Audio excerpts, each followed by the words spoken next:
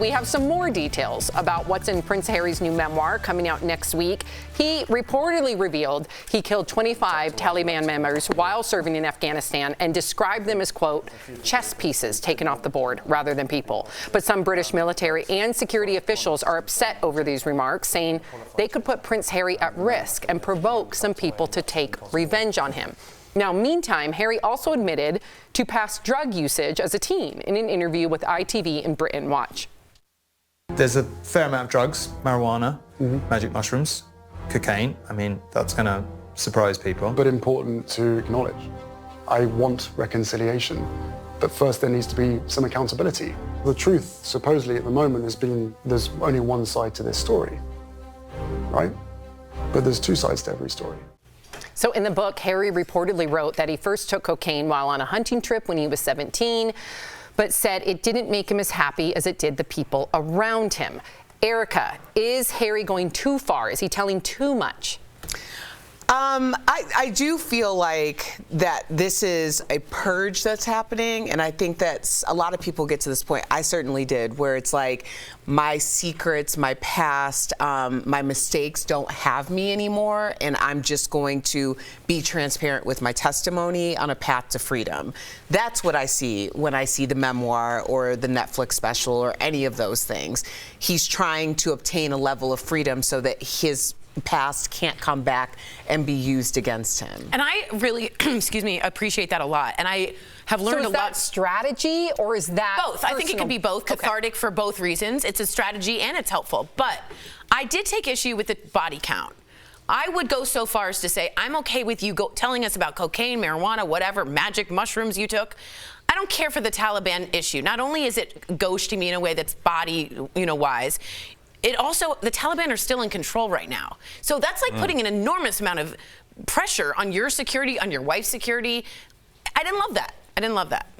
Yeah. He's getting a little surreal life cast member for me. Yeah. You know what I mean? Too much you tilted your head like that, and I'll tell you why. He's revealing everything. Like, he's already at what I would call the top of his game. He's escaped the monarchy, right? He's got a $100 million deal in the works. I'm sure he's making a bank off this memoir.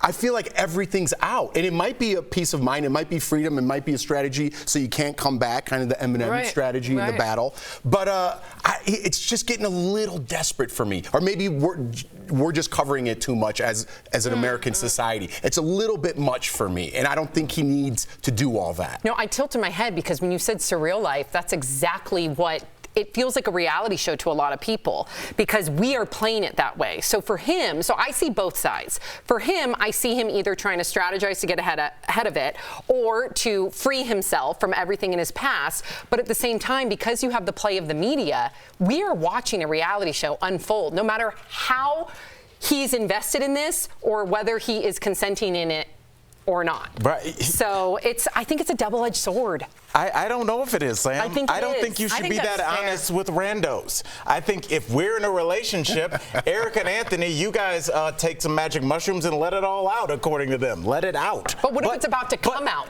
Now, that's a political strategy. But just sitting in an interview, just letting everything out, I think is a bad idea. I think when you're with somebody you trust, you can talk about your demons and say, here's what I think about all the time, and here's where I want to get better.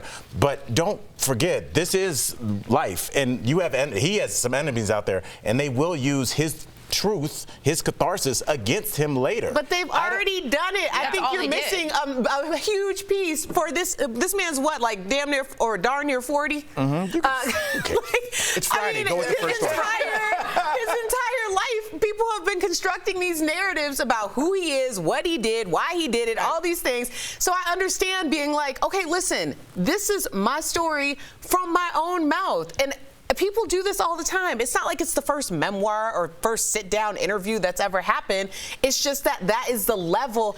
This is the most telling part of all this, when people are like, they're doing this, they're doing this. Harry and Meghan are the ones that are doing it. Tyler Perry, when they were staying in his Montecito home, said, saved their lives. Think about who lives around Tyler Perry, okay? The most affluent, Oprah, the most famous people in the world. They said that when Harry and Meghan, when the press found out that they were in Tyler's home, They had a media swarm unlike anyone had ever seen before.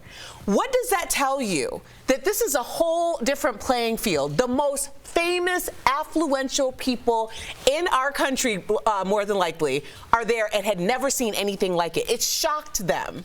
So this is a different field. It's a totally different playing field. I don't think we can even understand. This is going to be something we're going to look back on in 5 years and be like, damn, that was really deep. Interesting. All right. Erica, I'm going to need some more insight from you. Oh, dear. Yes. Take a sip of coffee.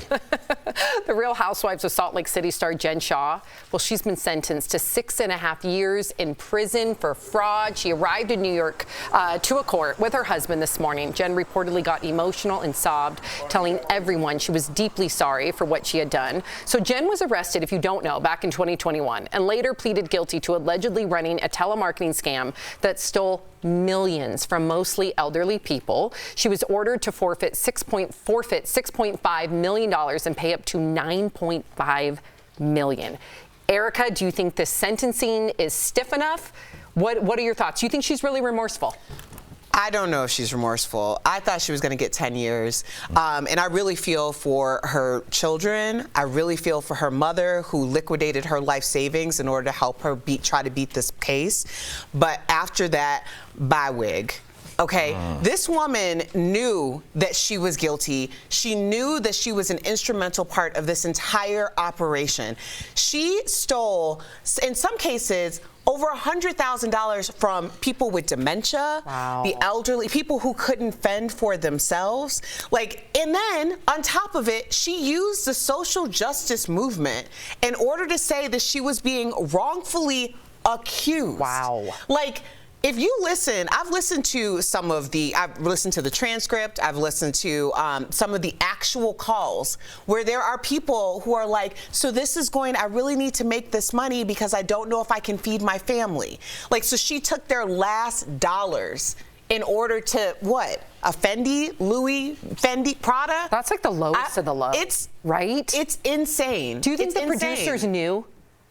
I don't think they preyed cared. on. Oh, Erica's making a face. I don't know what the producers knew. I just know that she knew what she was doing. And that's what I don't get is she knew, and she went on TV. How narcissistic do you have to be to not only think people aren't going to look into you because of that? That's what I don't understand. Put yourself on a reality show. It's like she wanted to get caught. Well, speaking of reality shows, it's the end of another Housewives star. After 8 seasons, Lisa Rinna is saying goodbye to the Real Housewives of Beverly Hills. Now, in a statement to People magazine, Lisa confirmed that she's leaving the show. She says the decision was mutual between her and Bravo. Lisa was known for bringing the drama, which included this memorable fight where she threw a drink at a former cast member, Kim Richards. Before we get to Erica, because Erica already made some noises as I was reading, you've worked with Lisa Rinna. I have. And you had positive things to say. All positive. I think, you meet people at different times in their life. It's so weird. I work with Lisa Rinna on a talk show. She and I were cast along with Scott Wolf and Khalees to do a show similar to this 2 years before I got the call to audition for DBL. And at that time, we obviously hadn't shot yet, but we were preparing. So we were working together 3 times a week, couple hours a day. So I got a good chance to know her, and my experience, and I've told you, was a positive one. And I think, I haven't followed the series since then, and I think it's a good lesson for all of us to remember that people are different people at different points in their life. So you can really make that mistake too, like, oh, it's my homegirl from college. You don't know her. It's like you knew 21-year-old Erica and her, or 25-year-old Jeff and that guy. You don't know what that person's been up to for the last couple of years. So just in life, people go through these different phases of personality and what they're into. Sometimes you're spiritual, sometimes you're drinking a bunch, whatever. But it's this whole journey. So I don't doubt that maybe she's a different person now than when I knew her. In Kanye's documentary, quickly, his best friend who does the documentary goes, Kanye's my best friend. I never met Yeezy. Wow. You know what I mean? Yeah. So that was his best friend growing up. It was very impactful. But just as a reality side part of this, I want to get to you after. Being on a lot of reality televisions, working for them and seeing it, and even happening to myself, like the second time I was on Big Brother, I was acting a little bit more instead of just enjoying the experience, right? And I noticed nothing was a surprise anymore. I felt comfortable, and I wanted to win the game, right? And I see that in other people, if they got credit for being difficult or being this. Their personalities were pumped up the second time they're on, or the third, right? So for Lisa Rinna, she might be that person in real life that Al knew. But for the Housewives, she might be in her 6th season and someone's taking my spot. I better do something big and throw this in her face. So your perspective is interesting for someone who went through that in some sort of way. Yeah, definitely. Yeah, no, I agree with. I feel like you have to, when we're sitting in even these seats, like you have to make a.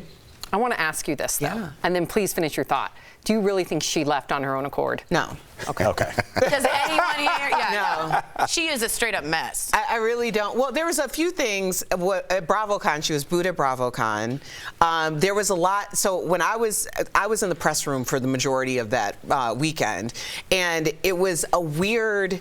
There was just weirdness around that cast in general, but specifically around her, because it's like, I want to see reality TV stars do the reality thing on my television.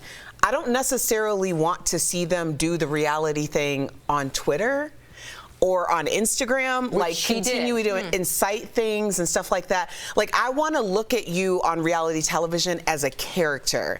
And then if you're on Twitter or if I see you in the street, you're you're a full person. You're not like a caricature of yourself. And she started to become a caricature of herself outside of reality TV. That is interesting. It reminds me, if you watch Real Housewives of Dubai, Carolyn Stanbury, who's a friend of mine, is very much calculated to be like a villain on her show, but behind closed doors, that girl is the most loving, generous person. But she goes in there with her mindset that I'm going to stir. She's a role to play. I wonder, and it's kind of to what Erica said. We only got 30 seconds, so I want to hear your thoughts. You know, do you think that you could be that character on a Bravo show, whatever show, but then be pro, you know, positive things online? Do you have to maintain that credibility of this is your personality to keep that on the show? I think that you get an opportunity outside of the show to show all of you. Right.